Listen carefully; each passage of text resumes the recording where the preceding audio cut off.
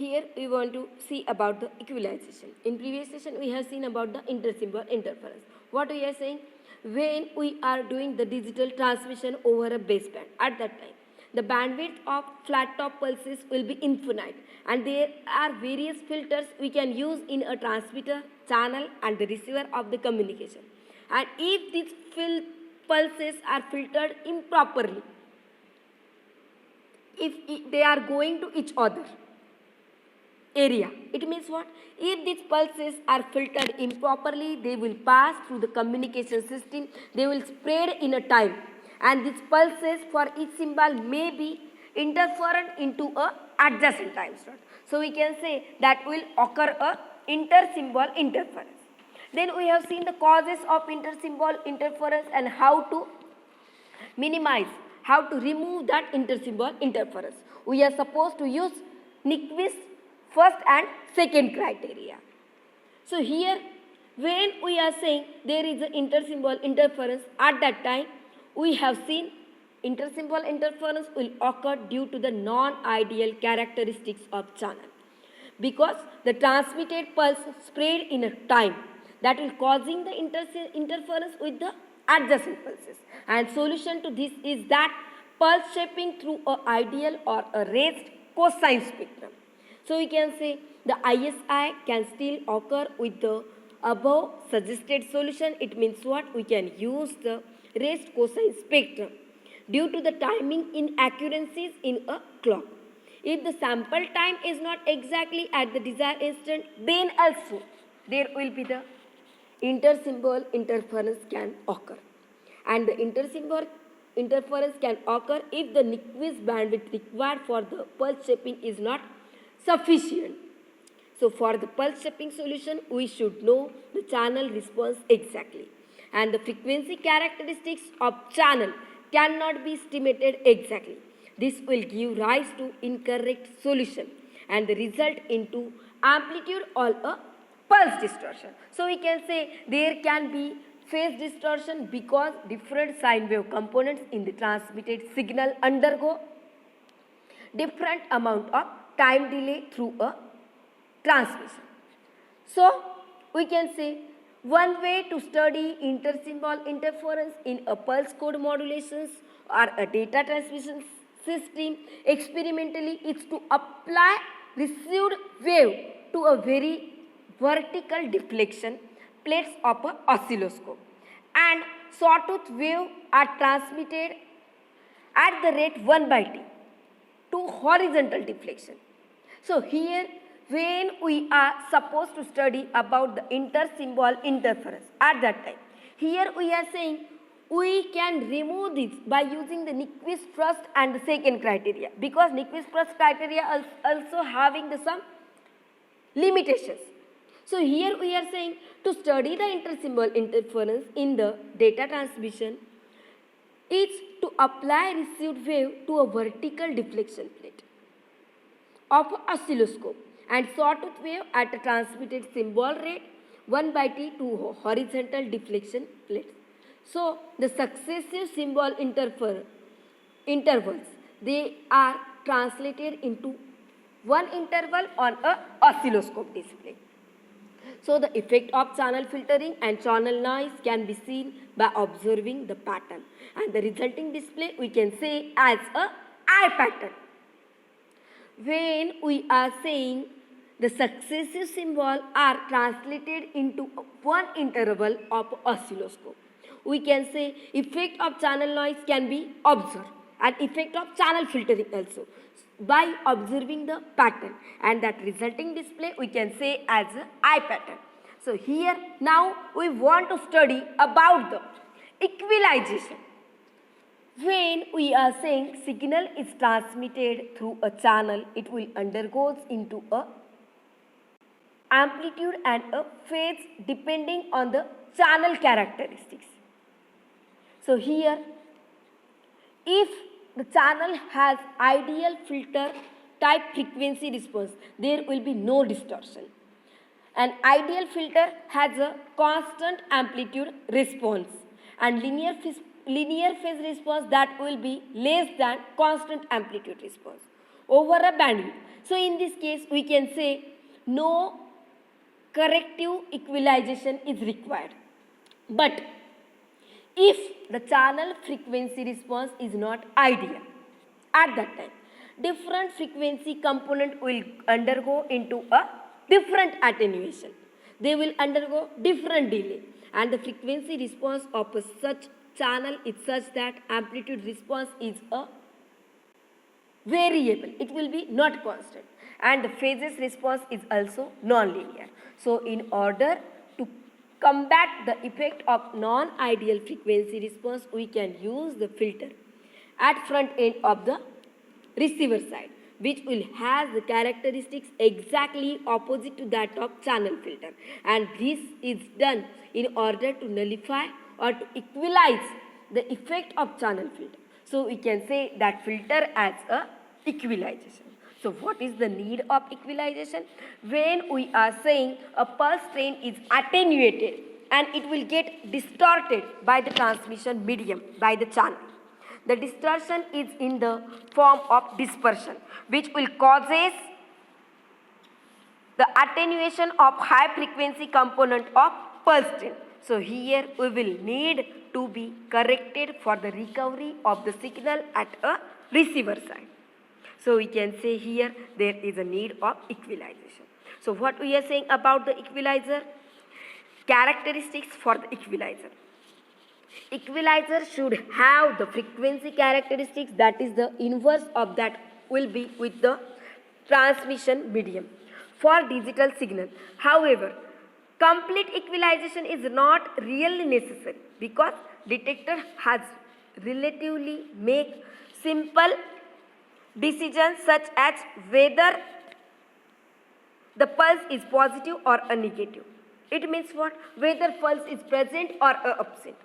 So we can say there is a choice of equalization characteristics. It's a central feature of the digital communication system, because when we are saying signal is transmitted, it will undergoes into a amplitude and a phase that will depend on the channel characteristics.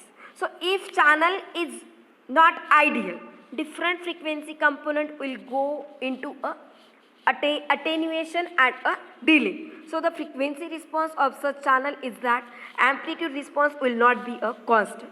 It will be a variable. So you will not get amplitude response and phase response non-linear. So we can say to combat the effect of non-ideal frequency response, we can use the filter at the front end of receiver, which will work exactly in opposite way with respect to the channel filter. So we can say that can be used to equalize the effect of channel filter, and we can say that as a equalizer. So we can take HQ of F. It is nothing but when we are saying about the equalization, at that time it will be equalizer effect that will be opposite with the channel filter. So we can take H equivalent of F equal to 1 upon HC of F, because it will be the inverse, it will be the opposite with respect to the channel filter. And since the channel conditions are changing, especially in the case of wireless channel, the channel frequency response is time varying, and hence the equalizer should also adapt to these changing conditions. Such equalizer we can say as an adaptive equalizer. So we can see there are different types of equalization, like zero forcing equalizer, least mean square error equalizer, minimum mean square error equalizer,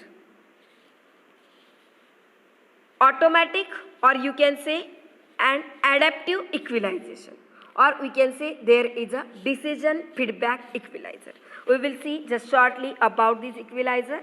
Then there will be the end of our second unit, that is the baseband digital transmission. So here we are saying when we are supposed to use the equalizer, at that time it will work exactly opposite to that of the channel filter, because it will nullify the effect of channel filter.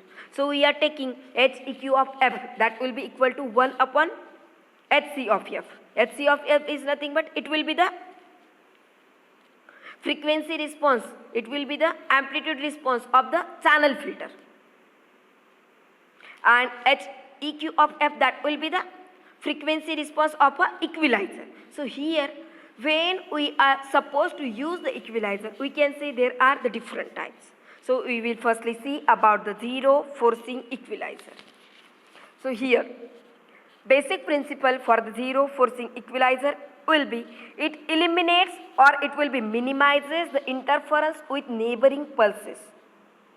It will minimize interference with the neighboring pulses at their respective sampling instant only. So here this can be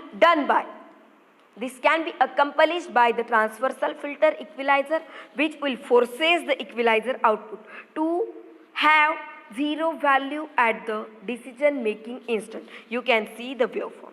Here when we are using the zero crossing equalizer, zero forcing equalizer, at that time we are saying we can use the transversal filter which will forces the equalizer output to have zero value at the decision making. So we can see when we are supposed to use the different delay, at that time we are giving their output to the summer adder and we will get the output. So here to begin with the set the tap gains CO equal to 1 and CK equal to 0.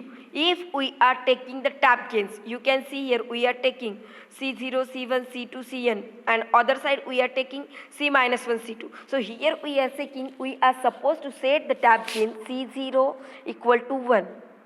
Ck, that will be equal to 0 for all other values of k. So thus the output of filter will be same, but it will be only delayed, because when we are supposed to use the zero forcing equalizer, at that time we are supposed to minimize interference with the neighboring pulses at their respective sampling instant. So we can say we can be done this by using the transversal filter, which will forces the equalizer output to have zero value, because here we are taking all Ck, all tap gain, that will be equal to 0 except C0 equal to 1. So here we can say output of filter will be same, only they are delayed by the NTPs. So we can see that the pulse amplitude at A1, A minus 1, A2, at TB, minus TB and 2 TB. So these are not negligible. So by adjusting this tap gain, we generate the additional shifted pulses of proper amplitude, and that will force the resulting output pulse to have desired value at t equal to 0, t equal to TB, 2 TB and so on. So here we will get the output that will be the sum of these pulses, because here we are supposed to use the sum adder. So here you can observe the waveform also. When we are saying we are taking the output that will be the sum of that pulses, we can take P naught of t equal to summation n equal to minus n to capital N, Cn PR t minus NTB. So here we are saying the sample of P naught t at t equal to KTB, that will become Cn PR K minus N into TB. Here we are taking K equal to 0, plus minus 1, plus minus 2, plus minus 3 and so on. You can write that equation in, if we are taking instead of KTB, if we are taking K as a constant. So here we can directly take P naught K, that will be where KTB is replaced only by K, which does not make the difference. Here we are taking TB, that will be not taking. Here we are taking directly KTB equal to K. So you will get P naught K equal to summation n equal to minus n to capital N, Cn PR k minus 1. So here we can say Nyquist criteria will require the sample that will be equal to 0, and here we will get that will be equal to 1 for k equal to 0, and if k is not equal to 0, we will get Nyquist criteria will require the sample equal to 0. So we can write that in the short form like P naught k equal to 1 if k equal to 0, and P naught k equal to 0 if k equal to plus minus 1 plus minus 2 up to n. So substituting of this condition into equation that will yields a set of 2n plus 1. So you can write that in the form of matrix. So you will get here tab k and ck that can be obtained by the solving this set of equations. Here only you will get the question on the equalizer. If you are having the question like explain the equalizer, at that time you are supposed to write how we are using the equalizer that will be in opposite with the channel filter, and we can use their different types. So here we can use the zero forcing equalizer. So here you are supposed to draw this diagram waveform and you are supposed to write this equation. So you can see here we can use the zero forcing detector as a equalizer. Remaining we will see least mean square error equalizer and adaptive equalizer we will see in the next class. Thank you.